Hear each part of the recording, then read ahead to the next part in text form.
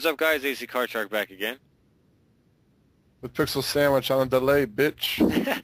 We are on episode 23 of the Shark and Pixel Show, and today we're going to be hanging up our top 5 original Xbox games. So let's kick this off. Number 5. What do you got? I've got Deus Ex Invisible War. It's the sequel to Deus Ex. It was a shooter RPG that came out for the PC and PS2. It was really, really innovative, and it was developed by Warren Spector, who was working for, I think it's Ion Storm, and they're making that Epic Mickey game now. But it was a shooter that had RPG elements. It had, like, dialogue choices, and you could choose what side you were fighting for, and it tried a lot of things that were never done before. And actually, the second one, the one that I just named, was not as beloved by critics as the first one, but I actually like it better than the first one. Yeah, it kind of had some Borderlands aspects to it way before Borderlands. Yeah. But yeah, for me, number 5 was actually Sid Meier's Pirates. And I almost picked that. Yeah, that's the one I kind of substituted at the last minute. I've been a big fan of the Sid Meier's Pirates games since the NES, I guess, right? I mean, that's when it first came out, on console at least. And if you guys are into pirate games, you have to check out some version or some form of Sid Meier's Pirates, whether it be on the PC, NES. It's timeless. It's just absolutely amazing. And this happens to be the Xbox version, and it's just great. I mean, you're sailing your ships, and you can attack other countries and other ships and take over lands and plunder villages and date the women, and it's everything you would want a pirate game to be, and it's just done so well. It's totally open-ended, and they have lots of different outcomes, and I think they're actually remaking it for Xbox Live as we speak. Oh, that should be cool. That's gonna be awesome. Get achievements in it too. Holy crap! Yeah, awesome. With like co-op too. Yeah, oh, that'd be so awesome. But yeah, so that was my number 5, Pirates. It probably could have been higher for me, but I'll say number 5 for that. So number 4.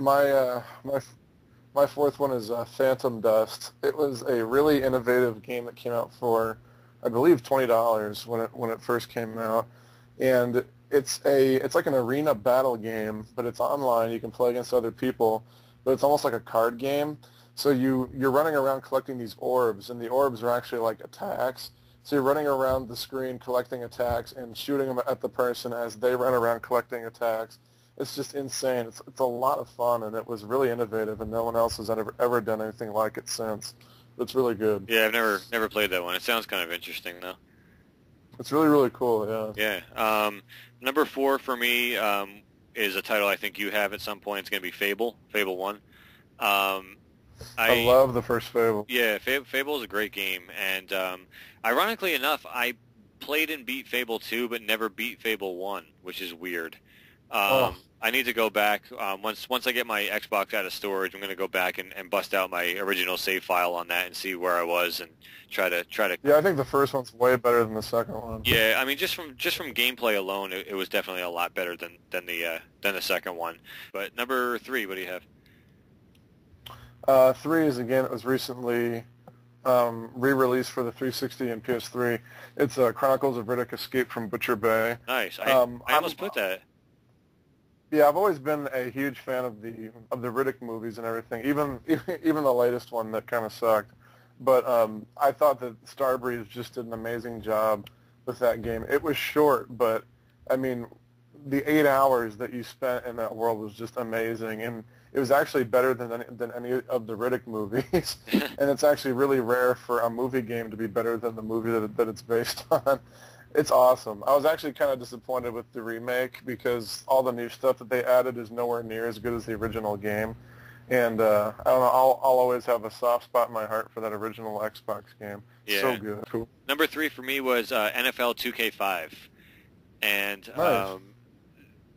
you guys know I'm a huge sports fan. I'm a huge football fan. To me, this was the last professional football game that was done perfectly. It was just done to a T. I mean, it was 2K Sports doing it, not EA. It was a fresh point of view, and unfortunately, the last fresh point of view we've had for the last 5-6 years now.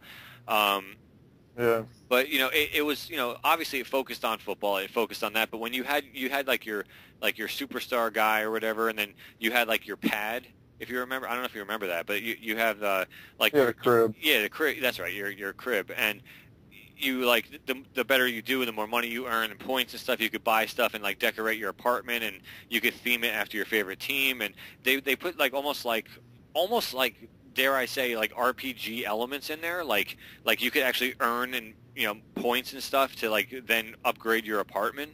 It was kind of weird. Like Uh-huh. it was really cool, and it took the game of football and it went beyond, but it was still an NFL game, so you still had your teams and your players and everything else.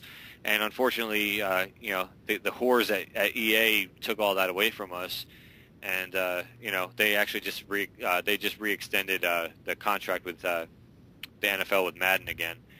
So They had some of the best presentation of any football game ever, too, with the whole ESPN. ESPN license and the Chris Berman, and yeah, it was really cool. I actually even forgot about that. That was amazing. Yeah. So yeah, I mean, it's really weird for me to put a sports game on a top 5 list, but that game definitely deserves a spot. So number 2, what do you got? Number 2 is one of my favorite Xbox games, and one that I talked about in our Buried Treasures video. It's a Breakdown. Nice. It was made by Namco. It's just an amazing game, one of the first games that did first-person platforming and fist fighting. It's just such an amazing game that not enough people played. You can get it now for about $5. If you've never played it, go do yourself a favor and pick it up. Yeah, it's great. Definitely. I need to do that too. And let's see, number 2 for me was Indigo Prophecy.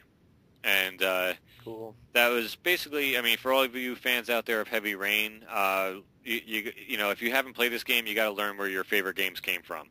And Heavy Rain was made by the same developers and everything. It wasn't a direct storyline like sequel, but it was definitely a sequel as far as like the same developer making like the same style game. And it was, if you're a fan of Heavy Rain, you're going to absolutely flip over Indigo Prophecy. I think it was done just as well. Obviously, the graphics aren't going to be as good because it's on a last generation system, but they did re-release it for download on the Xbox 360, so you guys can download it. The ending sucks ass though. Yeah, it's not that great, but what are you going to do? But the game itself is a lot. It's a lot. I had a lot of enjoyment playing that, so. I dare anyone to play like the first 5 minutes and just turn it off and not want to keep going. It's impossible. The story just sucks you in and you're not able to put it down. Right. As soon as you turn it on, it's like you're sucked in. You're done. So yeah, that was my number 2. And number 1 for you. Come on. What do you think it is? Fable. Oh. Shenmue 2. Of course. Yeah. Has to be. Yeah. My favorite game of all time, of course, is going to make my top Xbox list. Best game of all time. I don't care what the haters say. I'm still waiting for Shenmue 3, bitches. It's coming someday. Yeah. I'm holding out for hope. Fuck you, Yu Suzuki. Finish my fucking game, asshole. Yeah, I hope so for your sake, because I know you want it, but you won't. Oh. And number 1 for me is what do you think? Shit. Come on, you gotta get. I don't know. Called KOTOR. Yeah, KOTOR. Yeah, KOTOR, Knights of the Old Republic. One of the first and only RPGs, full-out RPGs I actually got into and liked. So, you guys, you've heard us talk about that before. I don't have to go into much detail. Plus, we're running short on time. Did you play through the whole thing? Yeah, I beat the whole thing. Yep. Completely. Look at you, first RPG ever. Yeah, completely finished Knights of the Old Republic. I love that game. So, but yeah, I mean, that's just pretty much typical RPG, but it's just fucking amazing. It's just like, I mean, I like the Star Wars end of it, but I mean, you don't even have to be a Star Wars fan to like this game. So, I still don't think BioWare has made a game that's been that good since. No, I mean, Jade Empire, Mass Effect is all right, but I mean, none of them, and like Dragon Age, none of them are as good as KOTOR so far. I agree. I played Dragon Age. I played Mass Effect. I didn't like them. you know, and this was Yep. this was an RPG I actually have nothing bad to say about. So it speaks volumes. Because it's all Star Wars related, that's why. No, actually, I started getting pissed at the Star Wars references, like all the stupid words they use and shit. Like we're like, what the fuck are you talking about? It's like, Tatooine? yeah, you have to go to Tatooine to rescue the droids, and it's like, I don't get it, but whatever. Actually, to be honest with you, dude, I actually played KOTOR before I saw any of the Star Wars movies. Nice. So yeah, so actually, I played it as a non-fan. So That's pretty cool. yeah, I saw Me too. Yeah, I saw Star Wars, the original trilogy, for the first time about a year to 2 years after I played KOTOR. So Okay. I think that's probably what actually sparked my interest.